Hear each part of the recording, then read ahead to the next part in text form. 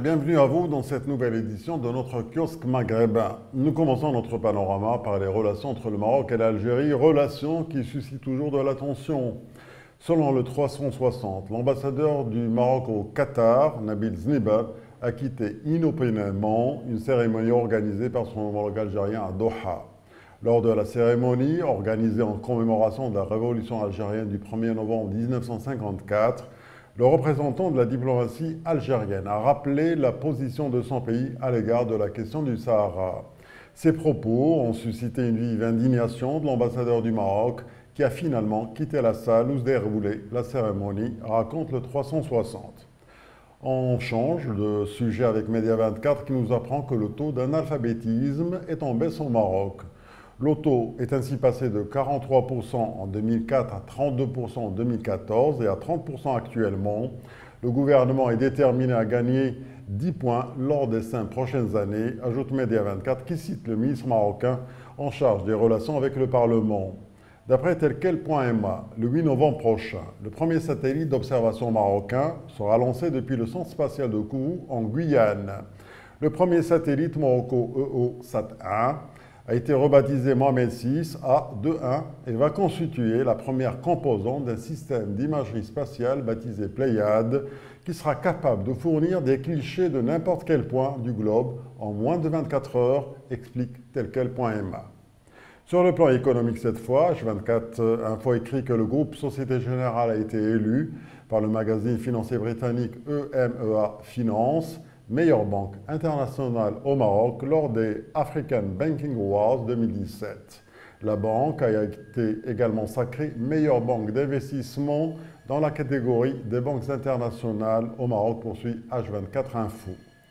En Algérie, Abdelaziz Bouteflika demande de laisser l'armée à l'écart de la politique, rapporte tout sur l'Algérie.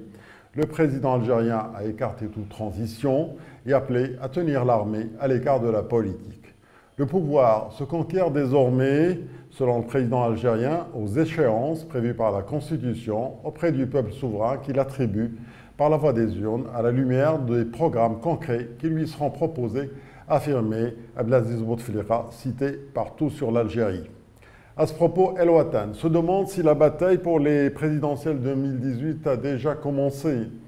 La décision du Premier ministre et secrétaire général du NRD, Ahmedou Yahya, d'animer des meetings électoraux n'est pas innocente. Elle marque sa volonté de jouer à fond sa carte, d'autant que sa nomination à la tête du gouvernement peut être un atout dans sa course à la fonction suprême, croit savoir El Watan. De son côté, Liberté nous apprend que la croissance économique en Algérie devrait ralentir à 1,5% en 2017, puis diminuer à 0,8% en 2018 sous l'effet de la compression projetée des dépenses publiques.